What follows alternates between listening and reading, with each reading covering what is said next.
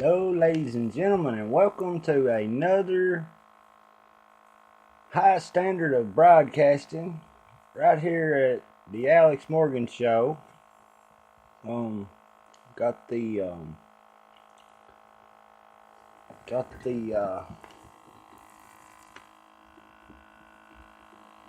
headline of Drudge up right now. Got to turn my little video camera on. I like to work on a little Patreon video. Show everybody over there just how we do it,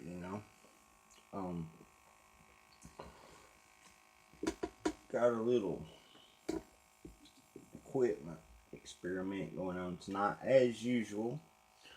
I've been having a little sound issues, but I hope that everyone out there in radio land and YouTube land and SoundCloud land and iTunes land, wherever that you like to watch the Alex Morgan Show or listen to the podcast. Now we got a little altercation to our phone system going on tonight.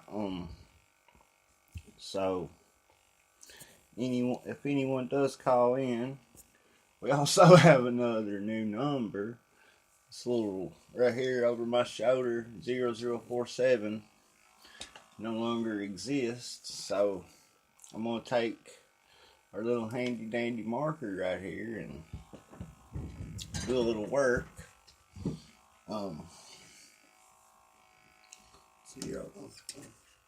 03. Hope y'all can see that. This is 0.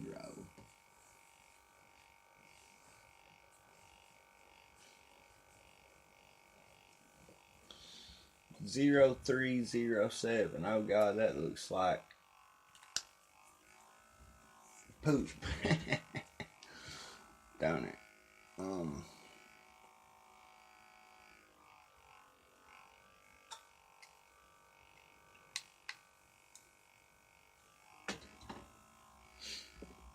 But yeah, I wanted to do a little video for Patreon. I'm not sure how long it'll last. But yeah, that number again, if anybody wants to call the show, it's 276-524-0307. We will get to you in the order that your call is received. Now, we got a little bombing going on in and around the city of Austin. I don't know if any of y'all have been watching any news or not,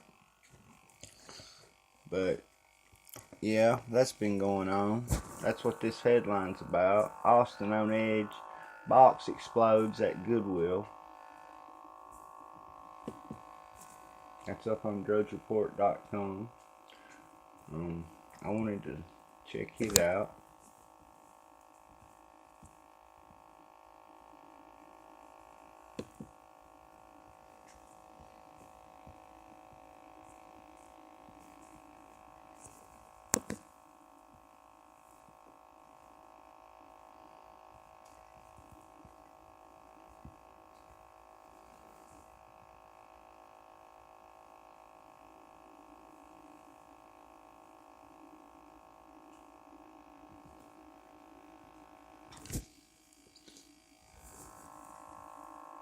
Checking out a little stuff on my Gab feed. I haven't looked at it in a while.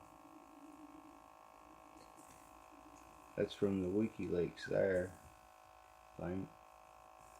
It's from zerohedge.com/news. FBI allowed us to do things they wouldn't have allowed someone else. Townhall.com also from John Podesta. Saturday, January 2nd, 2016, 1:30 p.m. to Sheryl Sandberg. Wishing you a happy new year. 2015 was challenging, but we ended in a good place thanks to your help and support. Look forward to working with you to elect the first woman president of the United States. Yay!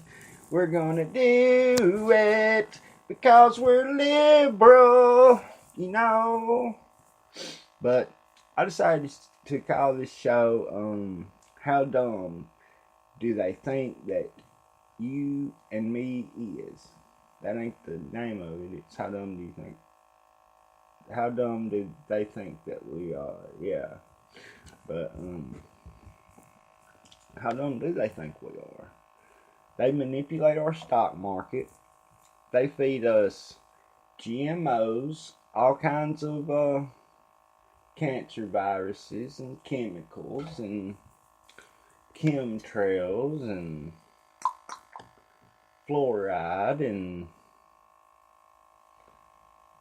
radiation, probably, you know, who knows. I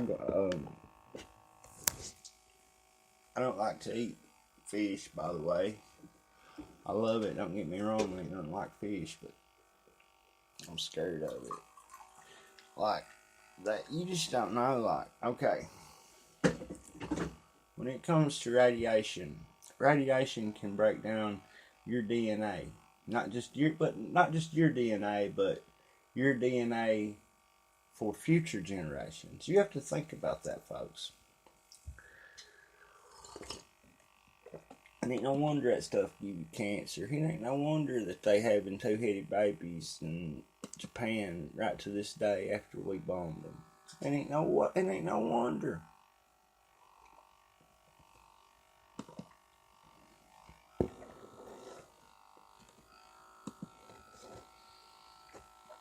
Now, I thought about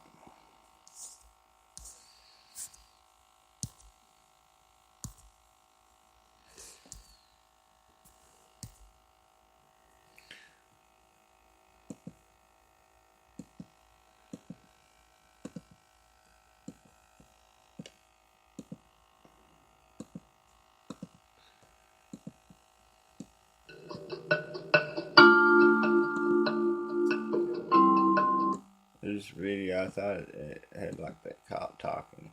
Just after midnight Tuesday, a package exploded at FedEx, a facility in Syracuse. I'm not sure where that is.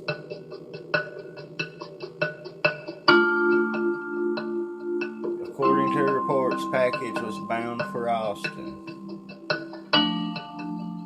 The package was also addressed from Austin.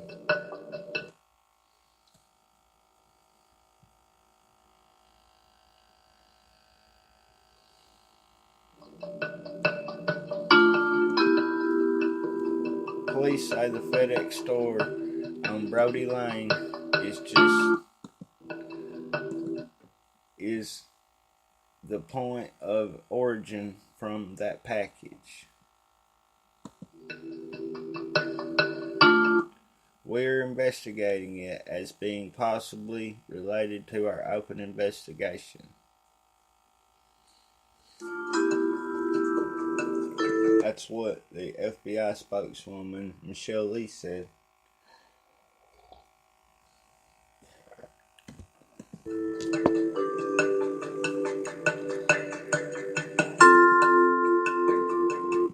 That package detonated around 12:25 a.m. as it traveled on a conveyor belt in the facility.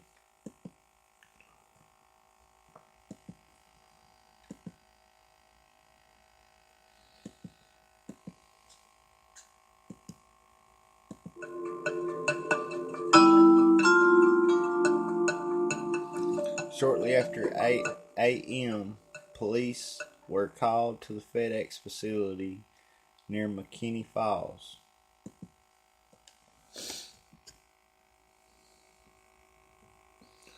But I'm not sure how many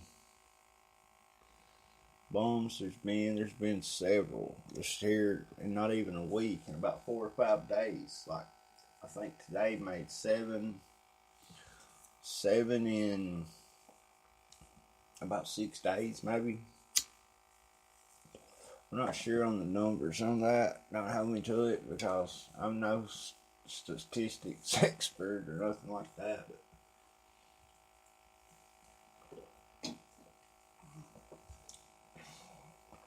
I'm telling you. But, like, I wanted y'all to know that you can also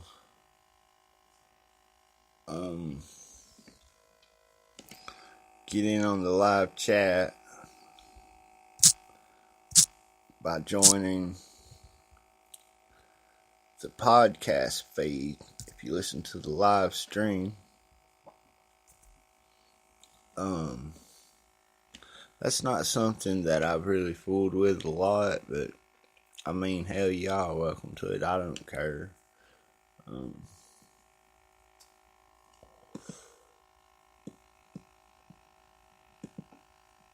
Y'all always welcome to email me. I'm always look forward to hearing from people, and maybe people out there might steer me in the right direction, or have some ideas that they'd like to share with me, and I can share some ideas with them, or something like that, you know. Or if you just have an idea for the show or something, or you want to know what you can do to help, or, you know, whatever, email me. You can email me at alexmorgan9183@gmail.com, the Alex Morgan Show at gmail.com, Freedom Internet Radio at gmail.com. But yeah, and if you want to call in, be on the show tonight, I know it's late. It's 2:41 a.m. over here on the West Coast. But I haven't done a show in I don't know when. It's probably been about a month. I think I've done 2 shows during the month of February. I mean, I've been stuck in the house a lot, and you know, I got no excuse not to do it, really. I really stay busy a lot, though. I hope y'all understand, but I mean,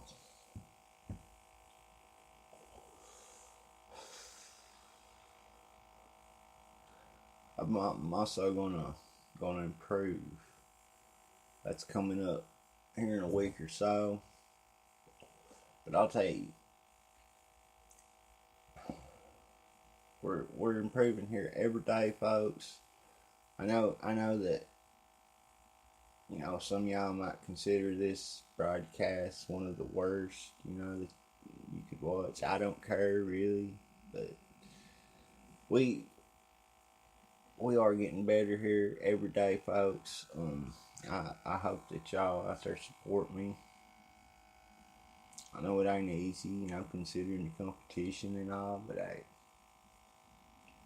it's the common good in it. It's about serving a higher purpose and doing what's right. It's about sticking together, and I don't know. Let me tell you something. People ain't worth a dime anymore. Okay, they would literally kill their mommy or stab their granny right in the back. Okay, I'm just gonna tell you. There's very few good people in this world, and when I meet a good person, you know, I try to treat them good. But no, I don't want no bad people around me, folks. I really don't. Unless they, you know, want to change or something. But, Here's another article on that bombing. Package found in Austin serial bombing investigation may be a break in the case. From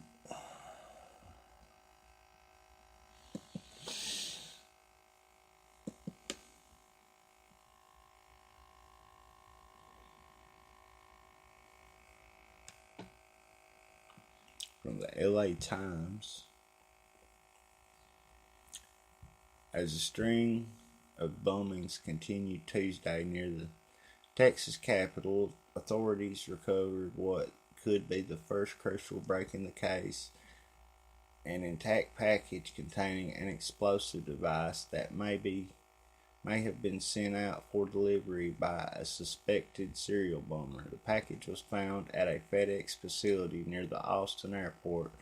The discovery came hours after an early morning explosion at another FedEx facility 60 miles south of Austin in the town of Schurz.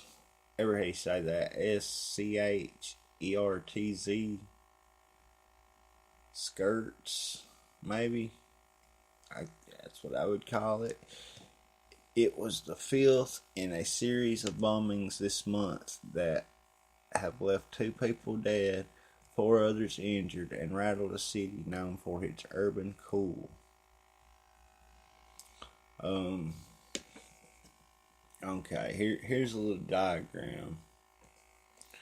There was one, I guess, pretty close to San Antonio on the 20th. Another one close to Austin. Incendiary device on the 20th. One on the 2nd. Two on the 12th. Within, looks like about 4 or 5 miles apart. And then on the 20th, package found right here, the little brown mark.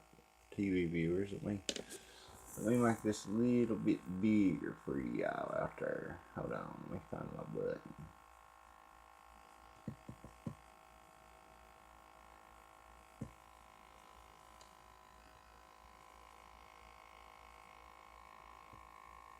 Can y'all see that right there?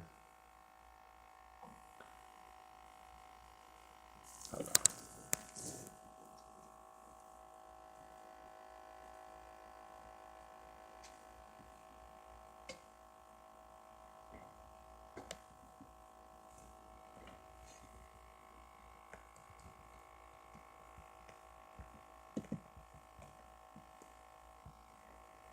Right in here, that little brown mark right there. That's where the package was found on March the 20th. Okay, let me zoom back out a little bit.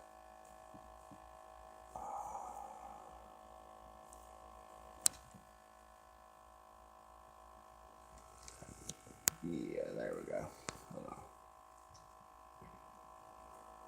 A little bit too close for comfort, yeah. And y'all listen. I told y'all this from the start.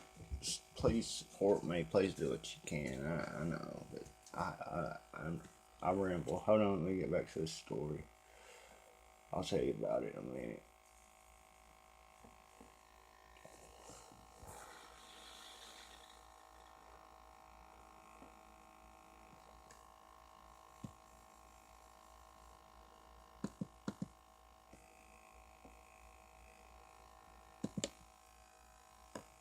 Federal investigators said on Twitter that both packages on Tuesday were connected to the previous 4 devices whose components were similar. The package that exploded was apparently bound for an address in Austin. It detonated shortly after midnight. A FedEx employee was treated and released after complaining of ringing in the ears. Quote, "We're confident that neither this facility nor any of the Skirts area was a target, end quote, said Skirts Police Chief Michael Hansen. The package we found after police responded at 6:19 called the FedEx facility reporting it was suspicious. It connected an explosive device. Quote, they're trying to figure out how to open the package without destroying it, end quote. Republican Lloyd Doggett, Representative Lloyd Doggett, Democrat from Texas, who had been briefed by investigators, told Austin American-Statesman. He said the package as well as the bomb that exploded in Skirts had both been sent from the same FedEx store in the city of Sunset Valley, southwest of Austin. Scott Stewart, a former investigator from the U.S. State Department and now a vice president of a global security firm, said the discovery could be, quote, a gold mine, end quote, for investigators. Even a sophisticated explosive expert, he said, could leave behind telltale signs like hair and fibers while assembling a device.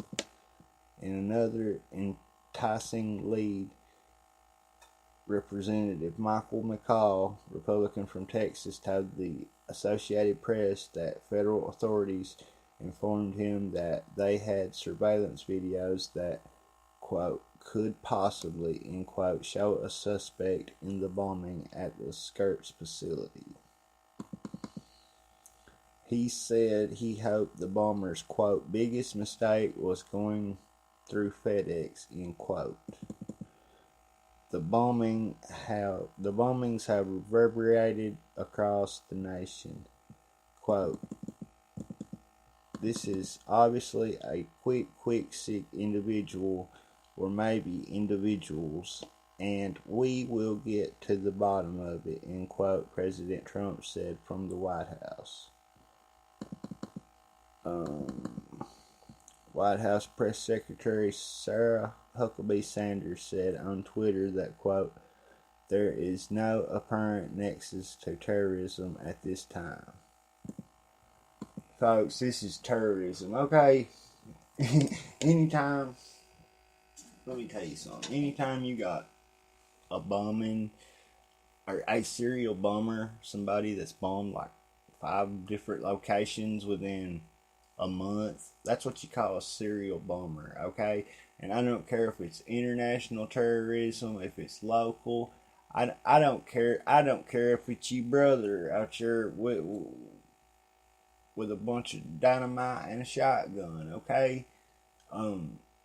If you hurt somebody, that's terrorism, okay?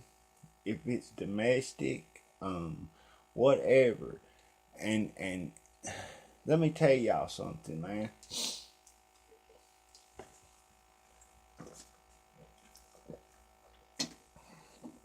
I'm tired of talking about it. Y'all can go read the article. That's from Los Angeles Times, LATimes.com. Yeah, it's up there. You can probably find it on Drudge Report too. I forget where I found it, but listen.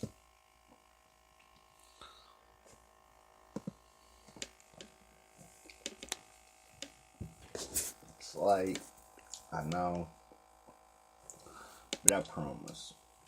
If y'all stick with me, if y'all stick with me, if y'all reach out to me anytime you need me, if y'all just stick with me, we will go places. We will hurt them who hurt us. Jesus said, behold, I have given you this power to tread on serpents, okay? And that's what these people are, they're serpents. Um, yeah, I've been reading the Book of Enoch. I've been reading. Well, I downloaded the Book of Jasher the other night, and I got a couple more books. I've been doing a little reading here lately. I've been taking care of a little family business. I've been, doing a little bit of this and that, but listening. And I've also been checking in on this prophecy so called that was made by this guy. I forget his name. It was Lee or Les or something. Back in 2015, he actually died. The Lord took him home. But he, in 2015, like, I don't know, a week or two after Trump came down the escalator and said, "Hey, I'm running for president," and da da da da da. The rest is history. He made a prediction that Trump would be president, and something like the Lord said there'd been too much corruption in the White House. Hallelujah, brother. Hallelujah.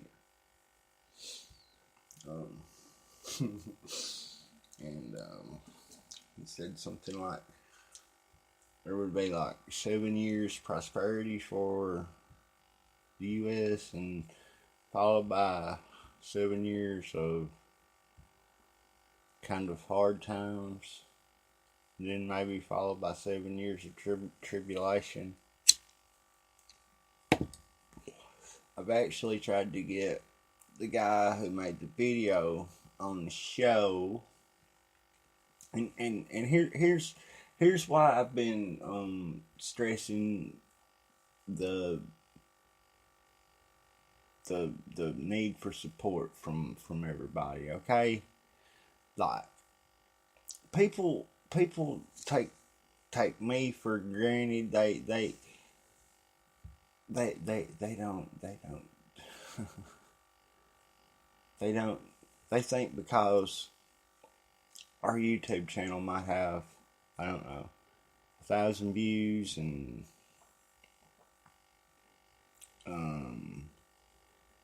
our podcast might have like 850 views, something like that. Hey, it's hard to get your name out there this day and time. But let me tell you something. It's also hard to get around the little ghettos that they put you in. Okay, just like Drudge talked about a couple of years ago. Okay. That's why I stress for y'all to support Gab. Go to gab.ai, sign up for an account. That's the only social media to use.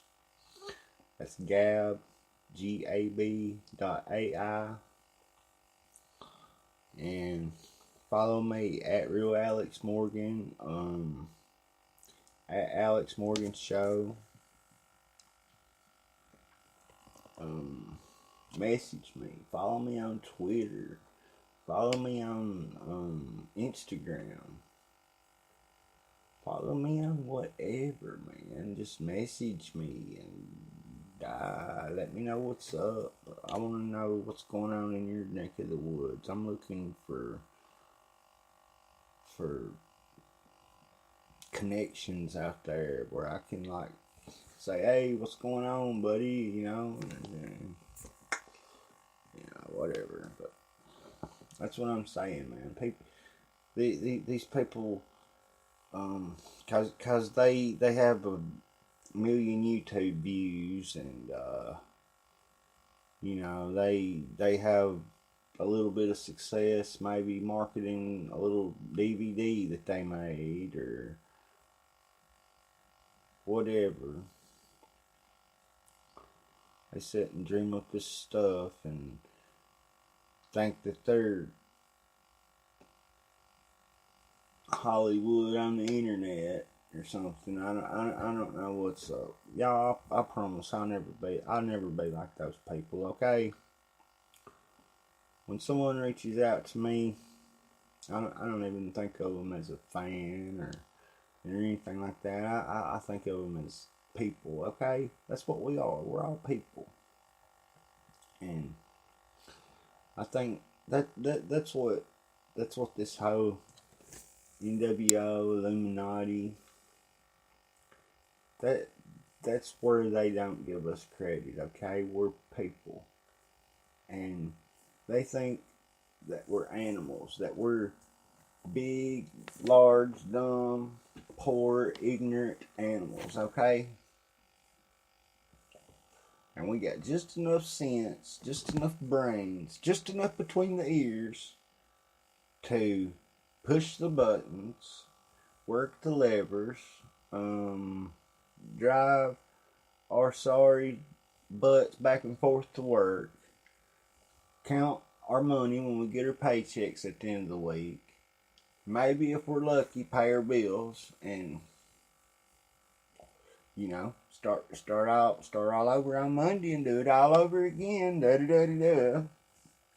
You know, I ain't cutting people that works, but I'm cutting the system, y'all. Okay, because they think we're stupid.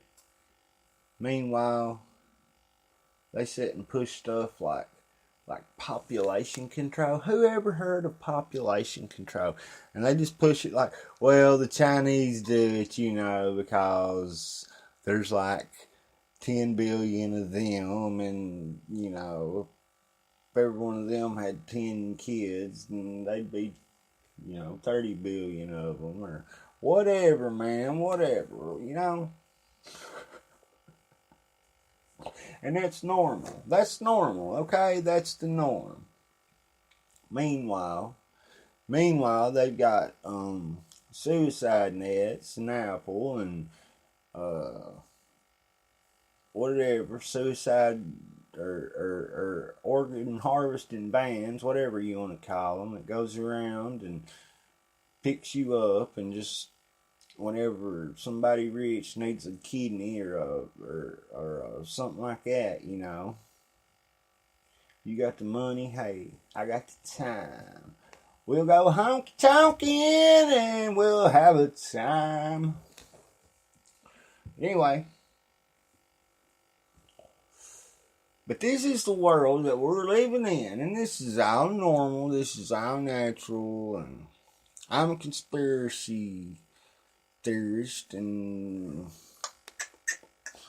we're all dumb. Whatever.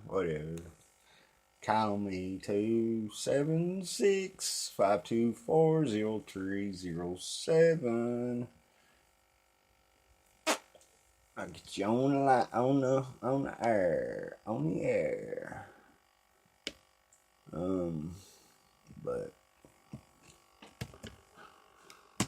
yep.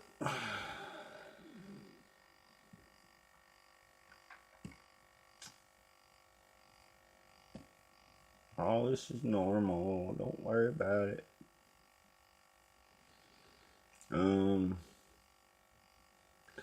Also on drugs, Trump's 7-year battle with porn star. Now ex-Playboy model sues to break silence. Zoom that in right there. Get bigger for me.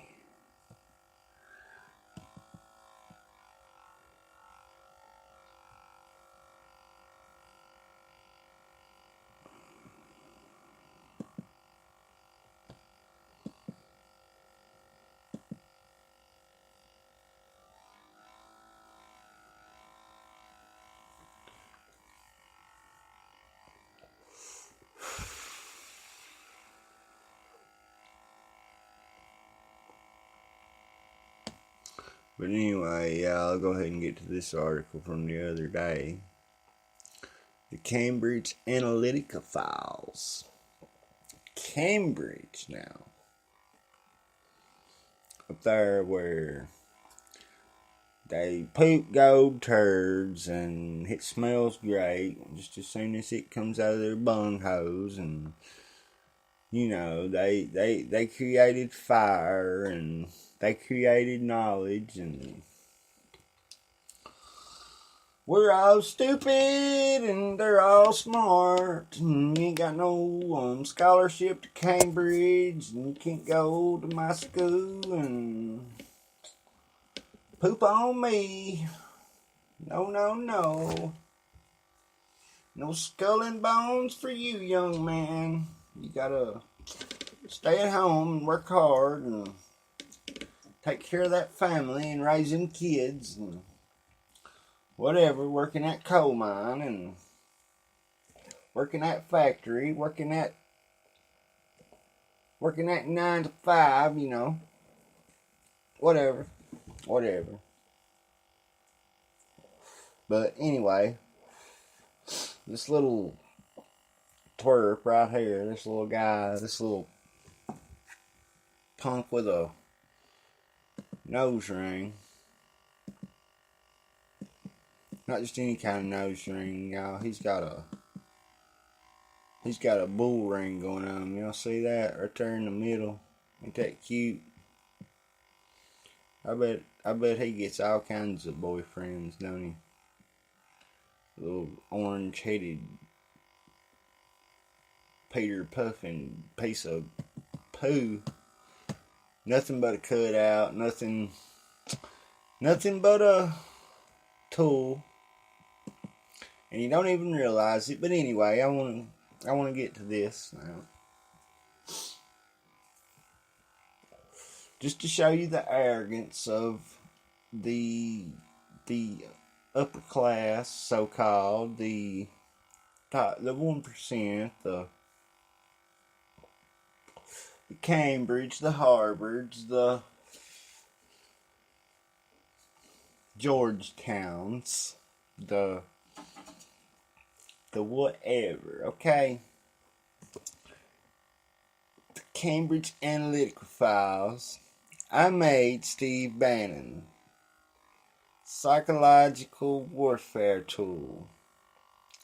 In quote. The data war whistleblower. That's not coming from me. That's coming from the people who wrote the article. I didn't say it, they did.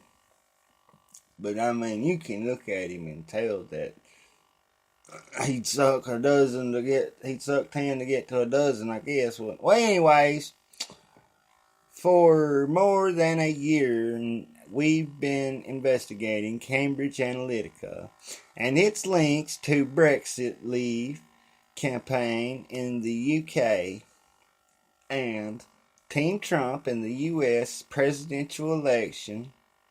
Now, 28-year-old Christopher Wylie goes on record to discuss his role in hijacking the profiles of millions of Facebook users in order to target the US electorate.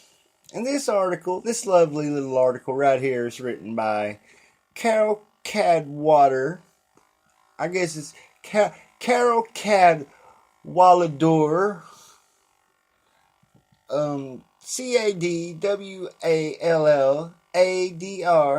Catawaller. I'd say she would water a cat, if the truth was known, and this and that and the other.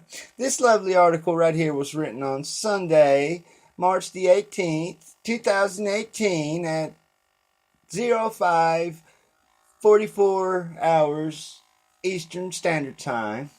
But anyway, the first time I met Christopher Wylie, he didn't yet have pink hair. That comes later, as does his mission to rewind time to put the genie back in the bottle, yada yada yada. They can't put the genie back in the bottle, folks, okay? That's just between you and me. But let's get back to this digressive article, shall we? By the time I met him in person, I'd already been talking to him on a daily basis, 4 hours at a time. On the phone, he was clever, funny, bitchy, profound, intellectually ravenous, compelling, a master storyteller, a politiker, a data science nerd, you know. Um, 2 months later, when he arrived in London from Canada, he was all those things in the flesh, and yet the flesh was impossibly young. He was 27 then, he's 28 now, in parentheses. A fact that he always seemed glaring at odds with what he has done.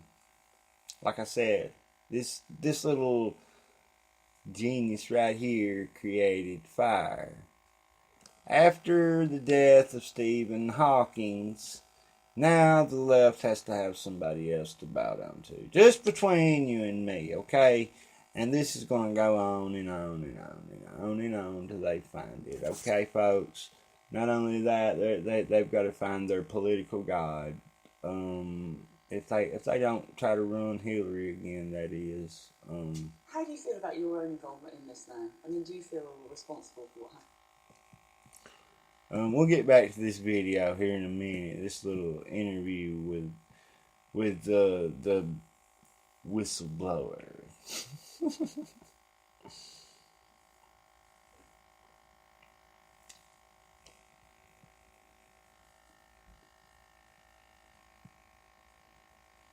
A fact that he was always seemed glaringly at odds with what he has done. He may have played a pivotal role in the momentous political upheavals of 2016. At the very least, he played a consequential role. At 24, he came up with an idea that led to the foundation of a company called Cambridge Analytica, a data analytics firm that went on to claim a major role to the Leave campaign for Britain's EU membership referendum, and later became a key role figure in digital operations during Donald Trump's election campaign. Or, as Wiley described it, he was the gay Canadian vegan who somehow ended up creating, quote, Steve Bannon's psychological warfare mind FUCK tool, end quote. I will keep this just as family friendly as I can, but as we continue down this road, this rabbit hole, the left's gonna keep they've got nothing but profoundly dirty minds,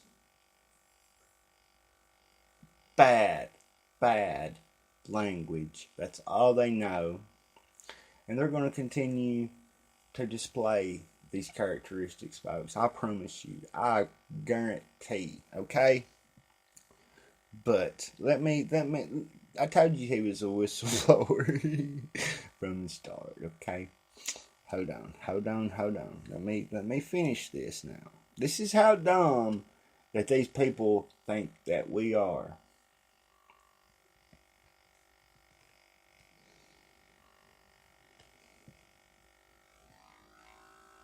Yeah, at 24 he came up with the idea. An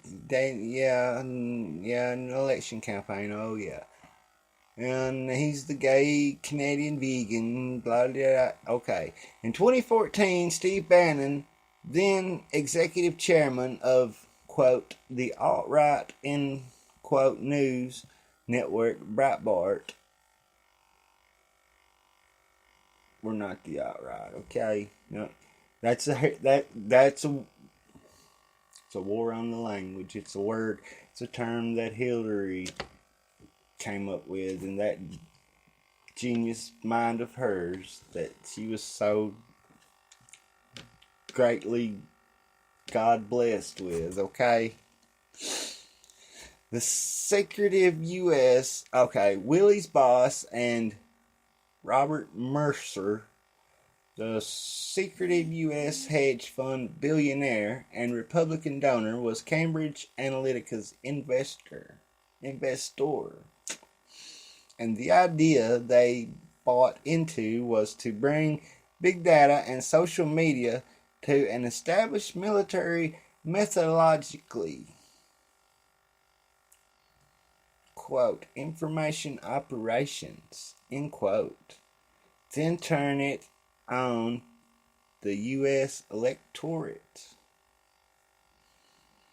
It was Willie who came up with the idea and oversaw the realization, and it was Willie who last spring became my source. In May 2017, I wrote an article headlined "The Great British Brexit Robbery," end quote, which set out a scheme on Threads that linked Brexit to Trump, to Russia.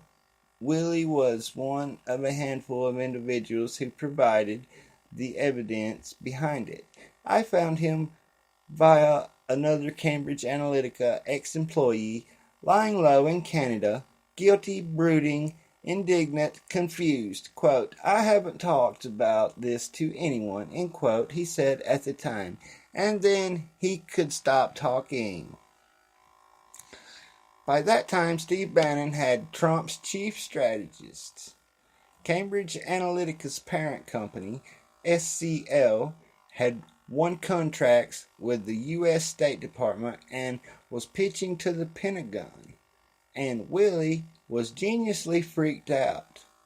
Quote, "It's insane," end quote, he told me one night. Quote, "The company was created psychological profiles of 230 million Americans, and now they want to work with the Pentagon? Question mark. It's like Nixon on steroids," end quote. Nixon never done nothing. Nixon is a Boy Scout, folks, okay? God almighty. Woo! Folks, if you haven't took your dose of the red pill, I beg you, I urge you. If you haven't dosed your neighbors, if you haven't dosed your friends, dose them.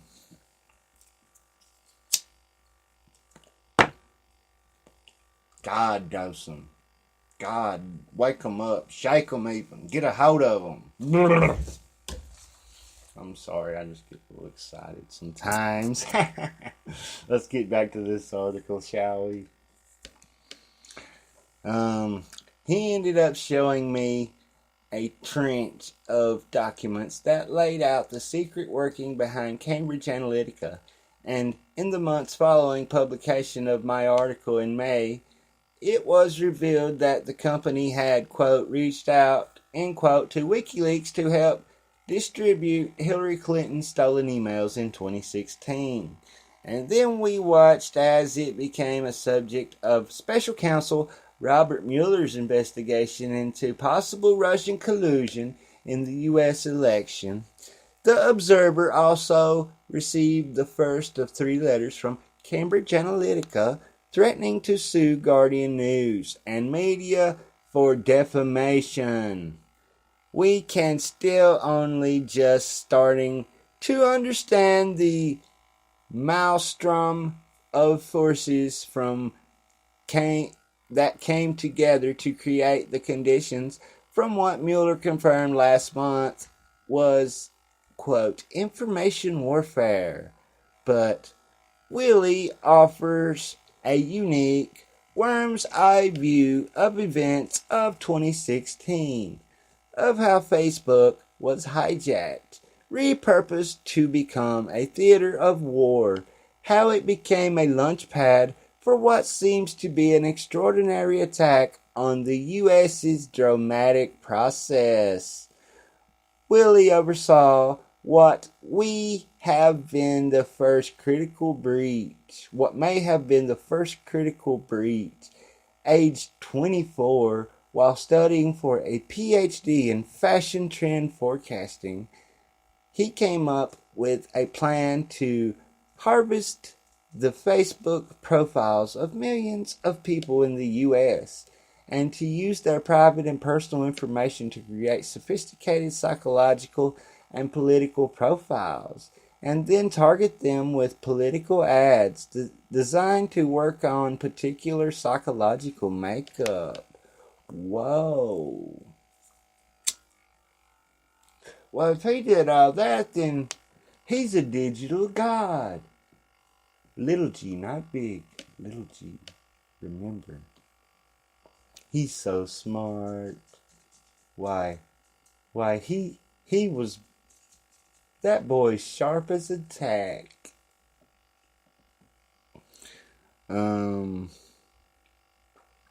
Quote, "We broke Facebook," end quote, he says.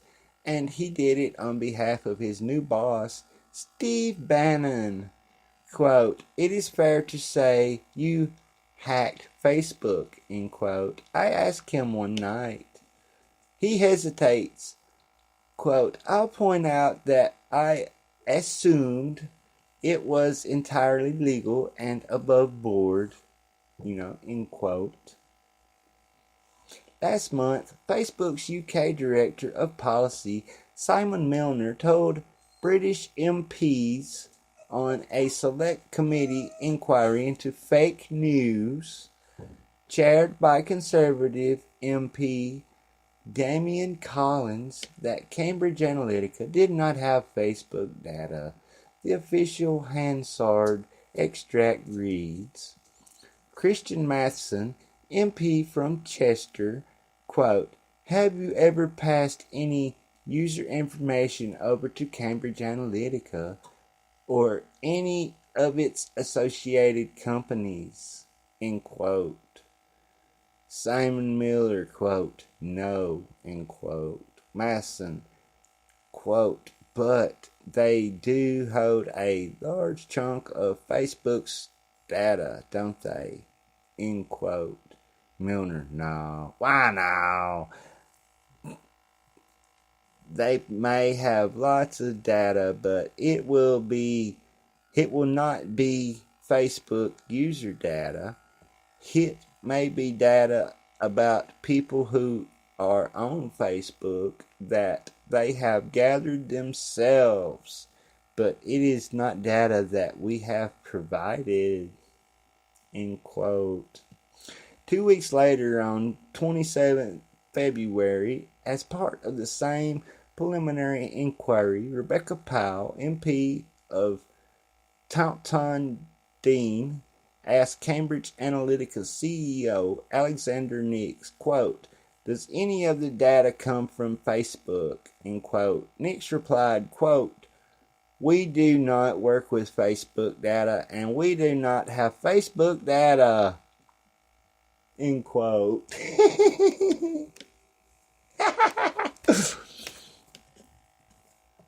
And although Willie and I, plus a handful of editors and a small international group of academics and researchers, have known that at least in 2014, that certainly wasn't the case, because Willie has the paper trail. In our first phone call, he told me he had the receipts, invoices, emails, legal letters. Records showed how between June and August 2014, the profiles of more than 50 million Facebook users had been harvested.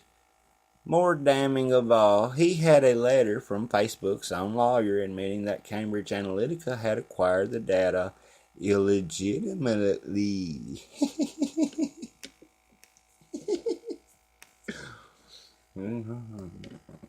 Hold on.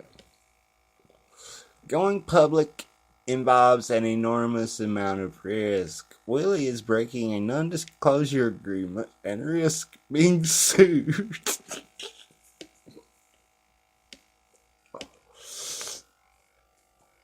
Yeah, right. He's breaking the confidence of Steve Bannon and Robert Mercer. Oh, God. It's taking a roller coaster of a year to get help while Willie to a place where it's possible for him to finally come forward. A year in which Cambridge Analytica has been the subject of investigations on both sides of the Atlantic.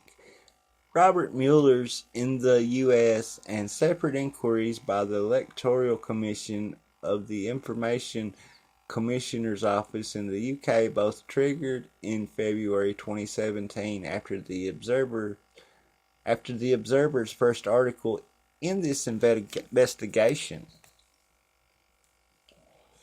Now this, folks, is investigative journalism in the modern day, the modern era, okay?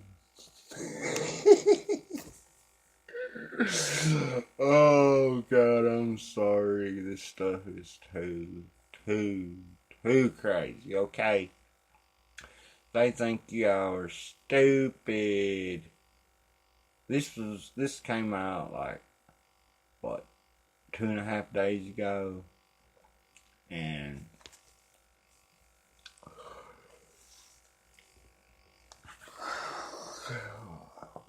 getting late, I'm sorry.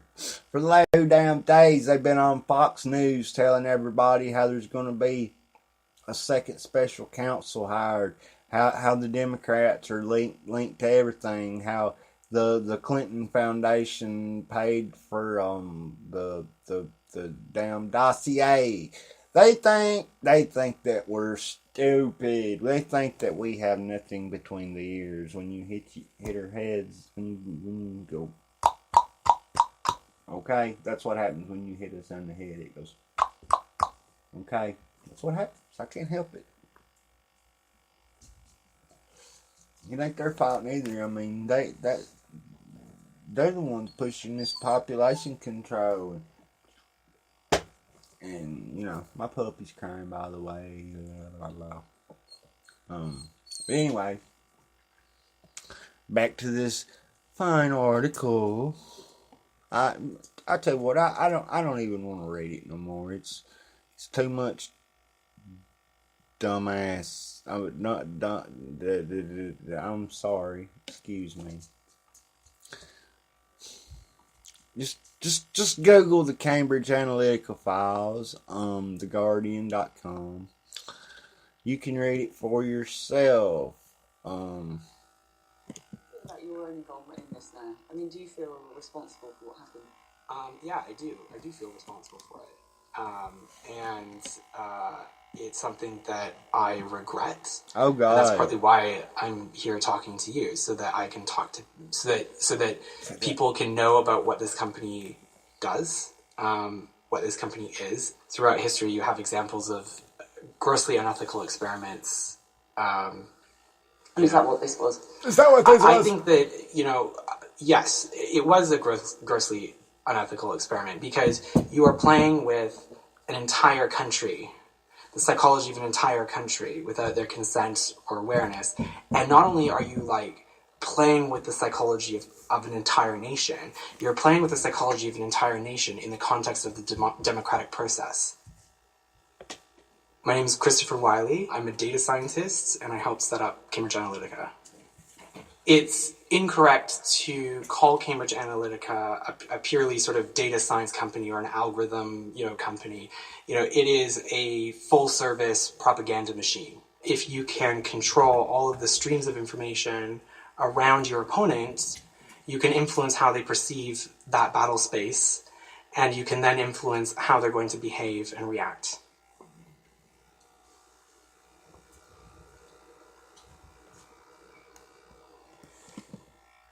In 2013, Christopher went to work for Alexander Nix at a company called SCL Group that specialized in influencing elections. Alexander Nix, where do I begin? He is not the easiest person to work for. He's ambitious. He cares more, I think, about winning than what we actually did at the company. He's an upper class Etonian who expects people to follow him wherever he goes. In the summer of When I first 2013, met him, I knew he Alexander was Nix Steve introduced from America. And then later I got told he Alexander Nix in the summer of 2013, Alexander Nix introduced Christopher to Steve Bannon. When I first met him, I knew he was Steve from America. And then later I got told he was the editor of Breitbart. I'd heard of Breitbart, it's the blog for angry white men to rant about whatever. Steve Bannon saw himself as an intellectual. We would need to sort of present ourselves in a way that was more academic, more sort of ideas focused and all that. Alexander realized that we needed a Cambridge site. And so we set up a fake office in Cambridge. And whenever Steve would come, we would bring a bunch of people from the London office, plop them into the Cambridge office, and give Steve the impression that we had a lot of our operations based out of the university. We changed how he perceived who we are and what we were doing. And it was his idea, Steve's idea, give the company the name Cambridge Analytica. This sort of warped perception is infused into the name Cambridge Analytica itself. So you psyopsed Steve Bannon, basically. In a way, he was a target audience of one. And you changed his perception of reality. And we changed his perception of who we were and what we were doing and what the situation that he was in. Yeah. And then from there, it was like you took that to America to change the perception of reality for America. Yeah. And the reason why he was interested in this is because he follows this idea of the Breitbart doctrine, which is that if you want to change politics, you first have to change culture, because politics flows from culture. And so what I said is that if you want to change culture, you have to first understand what the units of culture are. People are the units of culture. So if you want to change politics, you first have to change people to change the culture. Do that fit in with, his he had quite a famous expression about politics being war. If you want to fight a battle, or you want to fight a war, you want to win a war, you need weapons for that. You wanted cultural weapons, and we could build them for him. But obviously he needed money to do it. So he took it to Robert Mercer. Who's Robert Mercer? He is an American billionaire in New York.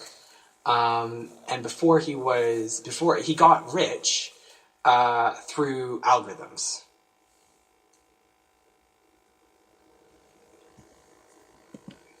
Christopher and Alexander Nix flew to New York to meet with Steve Bannon and hedge fund billionaire Robert Mercer. This is the guy who supposedly got rich from algorithms. I don't know, he may have. I haven't looked into this. Folks, this is all made up, okay? This is all to discredit us. This is all to discredit our progress that we've made.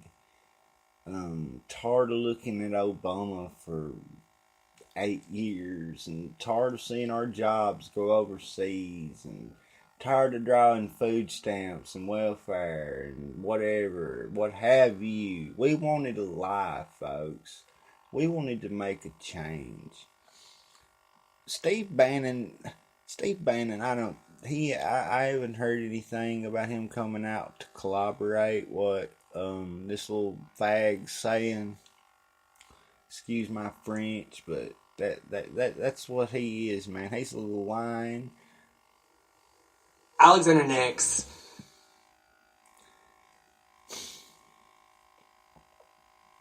This is all to discredit our progress, okay? This is all to help bring back up the Mueller investigation, if they're lucky, which I forgot to mention is no more. Thank God. Thanks to the Senate Intelligence Committee, I think it was. I don't know. I got the article somewhere. We'll try to get to it. We can get through it. This damn article. Hold on. Let's get back this video here. Probably won't watch all of this.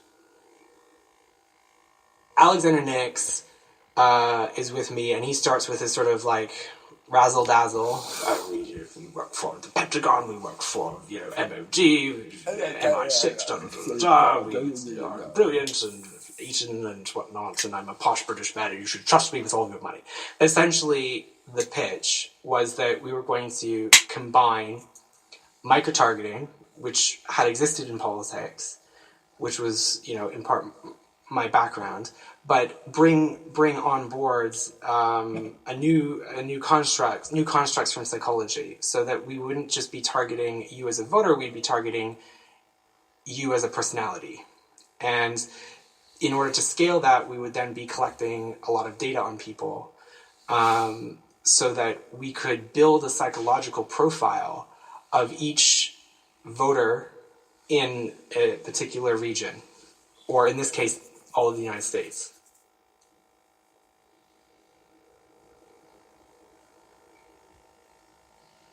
Alexander was quite excited. He got a bottle of champagne. We had a saber in the office, savored the champagne.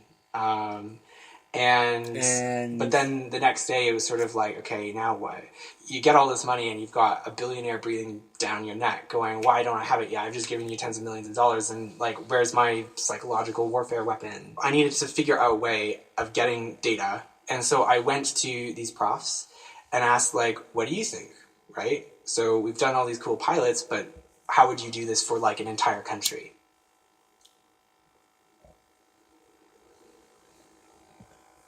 What?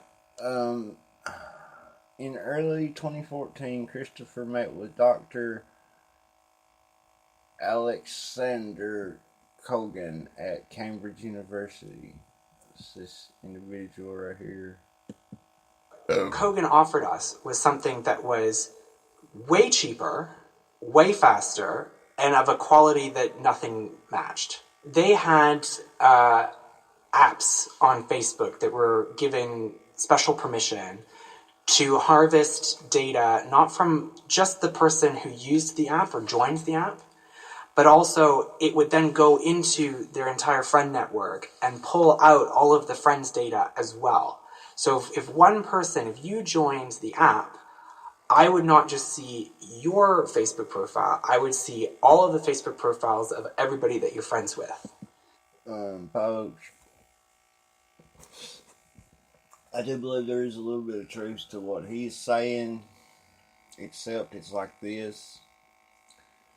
Okay, these people that harvest this data, that buy this data, that sell this data, okay, how can I explain this?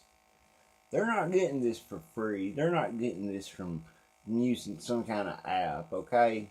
They're not doing it. He's lying.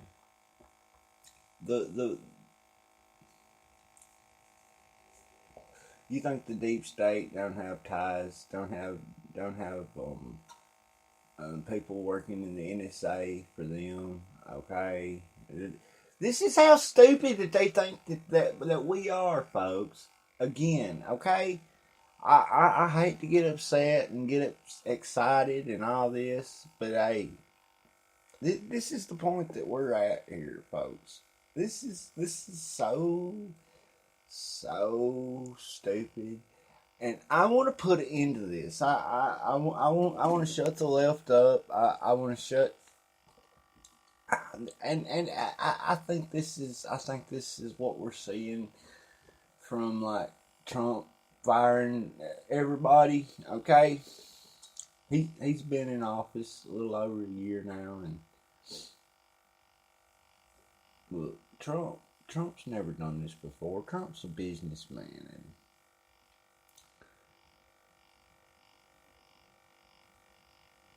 and he's never done this before, but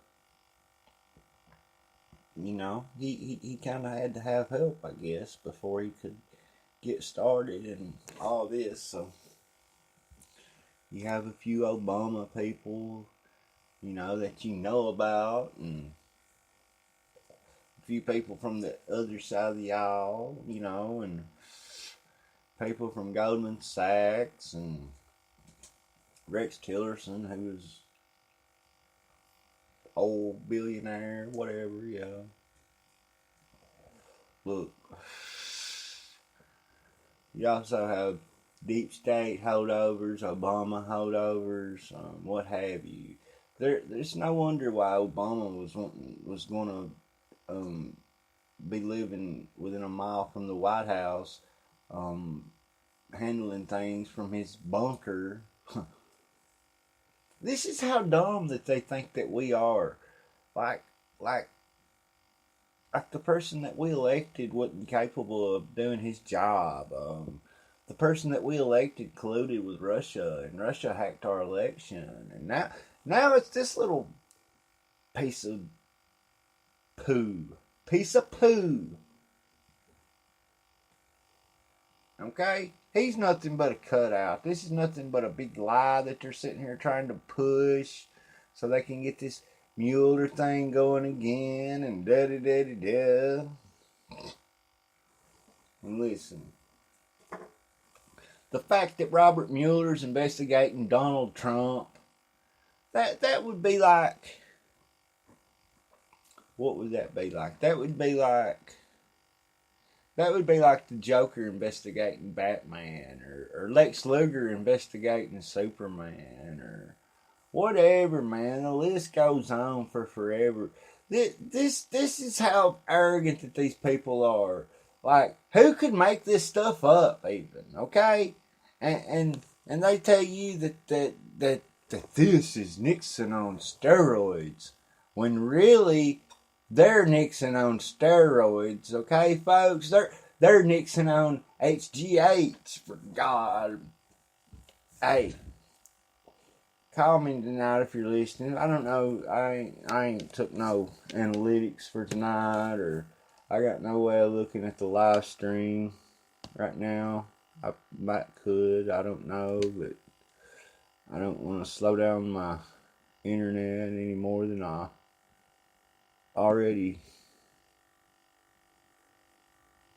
have.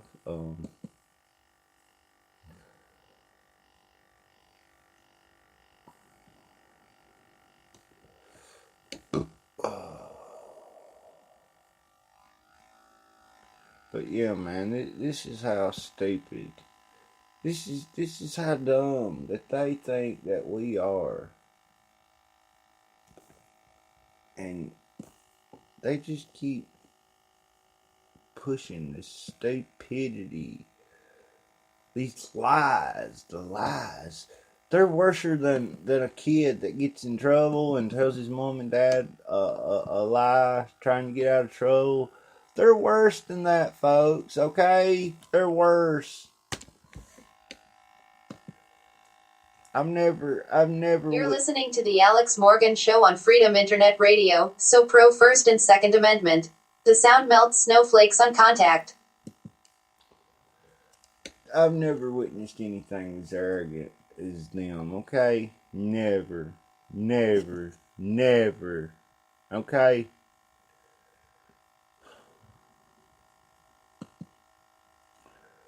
Meanwhile, you got articles like this.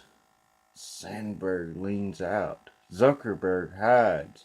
Feds probe Facebook. This is a day or two later.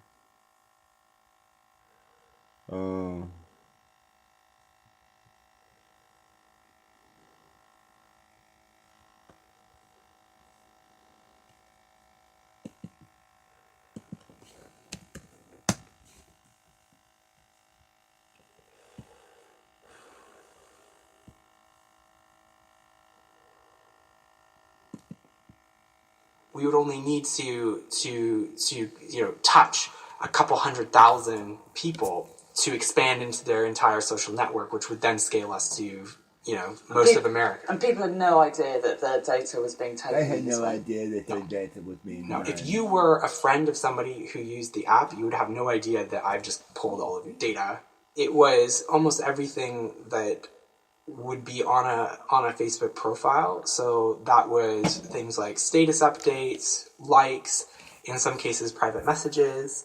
So Cambridge Analytica has people's private messages they sent on Facebook. I can't say whether they did or not. What I'm saying is what the app could do. So you didn't ever stop and think, actually, this is people's personal information and we're taking it and we're using it in ways that they don't understand. You didn't think, actually, I'm not sure about this. The company, we didn't do a good job at due diligence. So no, we didn't. But what about you? Not just the company, your involvement in that. No, I mean, we were solely focused on getting this data and doing this experiment. How many profiles were you pulling? Tens of millions, upwards of 50, 60 million profiles were collected in a 2 or 3 month period. When Alexander Nix told the parliamentary inquiry on fake news that Cambridge Analytica has never used Facebook data, at least from when I was there, that's just fundamentally not true, because we spent $1 million harvesting tens of millions of Facebook profiles, and those profiles were used as the basis of the algorithms that became the foundation of Cambridge Analytica itself. The company itself was founded on using Facebook data. So you've harvested my data and then you've used that to target me in ways that I can't see and that I don't understand. Yeah, so we would know what kinds of messaging you would be susceptible to, including the framing of it, the topics, the contents, the tone, whether it's scary or not, that kind of thing. So what you would be susceptible to and where you're going to consume that. And then how many times do we need to touch you with that in order to change how you think about something? In addition to having, data scientists and psychologists and strategists, they also have an entire team of, creatives, designers, videographers, photographers. They then create that content. That gets then sent to a targeting team, which then, injects it into the internet. Websites will be created, blogs will be created, whatever it is that we think this target profile will be receptive to. We will create content on the internet for them to find. And then they see that and they click it and they go down the rabbit hole until they start to think that, until they start to think something differently. Yeah. Instead of standing in the public square and saying what you think and then letting people come and listen to you and have that shared experience as to what your narrative is, you are whispering into the ear of each and every voter, and you may be whispering one thing to this voter and another thing to another voter. We risk fragmenting society in a way where we don't have any more shared experiences and we don't have any more shared understanding. If we don't have any more shared understanding, how can we be a functioning society? Thinking about that now, do you think that did change America or played a part in it? I think it probably played a part. I can't say for sure whether what was the defining factor in getting Trump elected or growing the alt-right. If you want to fundamentally change society, you first have to break it. And it's only when you break it is when you can remold the pieces into your vision of a new society. This was the weapon that Steve Bannon wanted to build to fight his culture war. So, who do you trust? This is such a hard question to answer. Who do I trust? I don't want to say I don't trust anyone. But do you know what I would say? I would say I go through life with a healthy dose of skepticism. And I think that healthy dose of skepticism as to what you're seeing and what you're hearing and who you're talking to is the best way to go through life. You reckon? And you better be skeptical when you sit there and listen to something like that right there, folks. Okay? Skepticism is always a great tool to use. Okay? Look. I hope that y'all enjoyed this broadcast. I hope that y'all found this episode. Oh yeah. Meanwhile, where's Zuck? Facebook CEO silent as data harvesting scandal unfolds. That's also from The Guardian. But has remained silent over the more than 48 hours since the Observer revealed the harvesting of 50 million users. Da. Hashtag delete Facebook. Do you think? Okay, I want to ask y'all something. Do y'all think that by stealing your data from Facebook that they can make you vote for Donald Trump? When you think about the competition,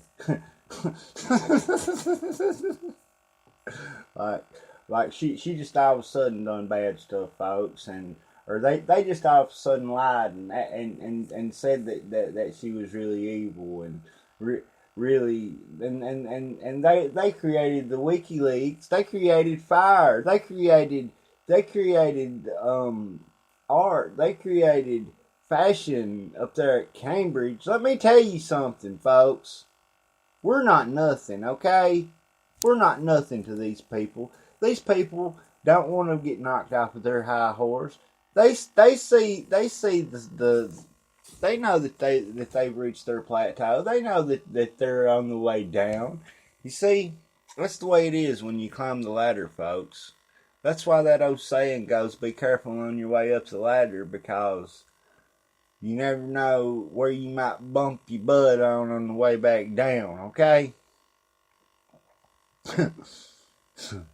Hey, I'm Alex Morgan. I hope that y'all enjoyed tonight's episode. This has just been pretty close to an hour and a half episode. No emails, no calls tonight. I don't blame y'all. It's late. Tomorrow's Tuesday. Y'all pray for me. Y'all, I'm trying to get a website back up just as soon as I can. I've not been able to as of yet, but I will get on that just as soon as I can. Hey, I love y'all, okay? I love y'all more than anything. This is the reason I'm doing this little podcast, this little live stream, okay? Just because it's titled Alex Morgan Show, that don't mean it's about Alex Morgan, okay? It's about us. It's about our amendments. It's about our freedoms. It's about our rights, folks, okay? And I'm not here to break no records. I'm not here to be rich. I'm not here to be famous. I'm here for you. I'm here for us, okay?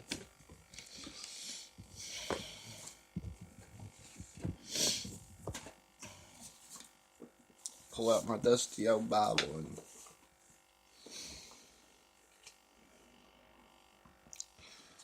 read a little book.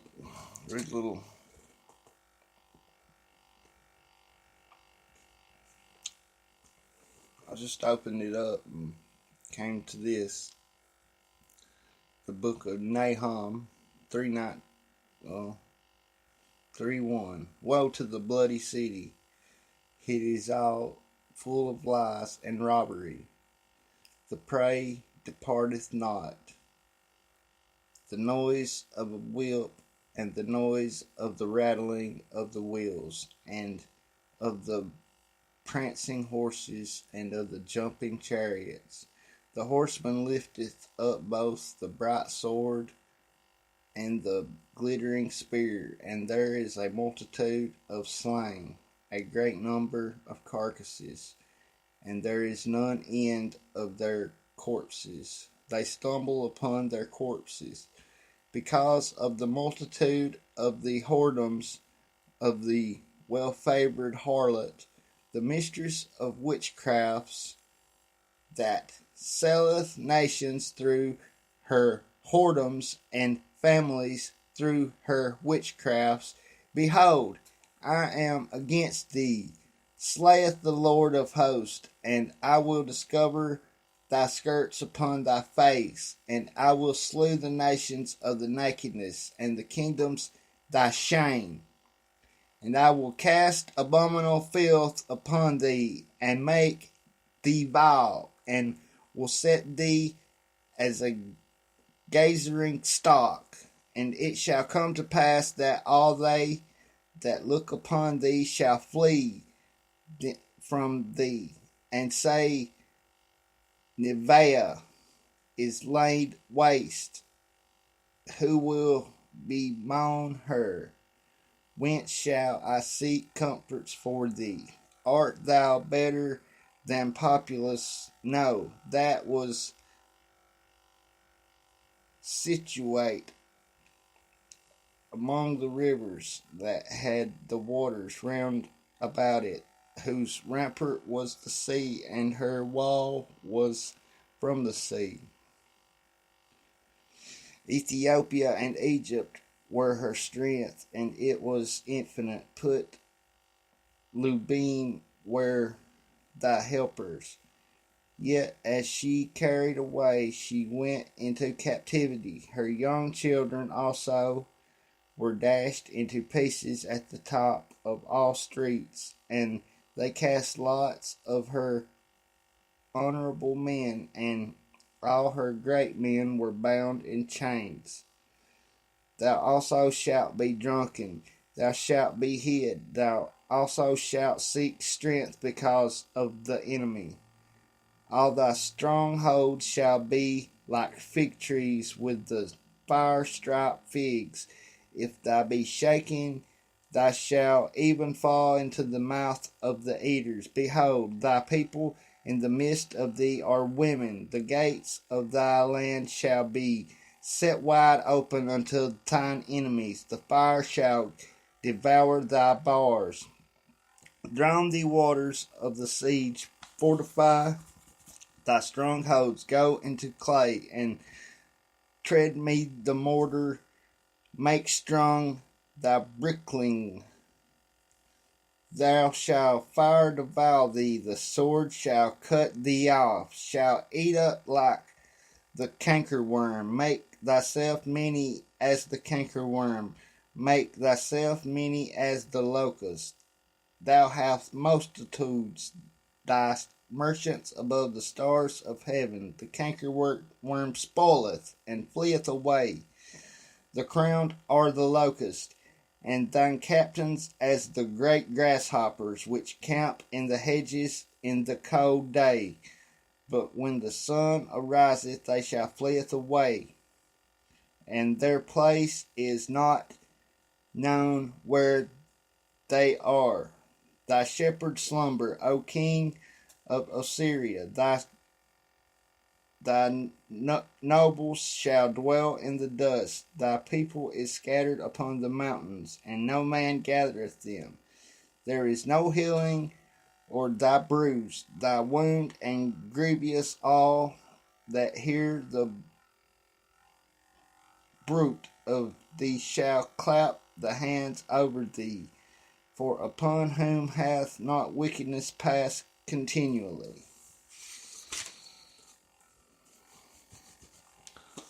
You know, Jesus said, so it was in the days of Noah, so shall it be in the coming of the Son of Man. Okay? Just remember that. Everything that has been shall be. Everything that's binded in heaven is binded on earth. Okay? I'm Alex Morgan. It's been the 71st episode of the Alex Morgan Show. Share my links. Email me.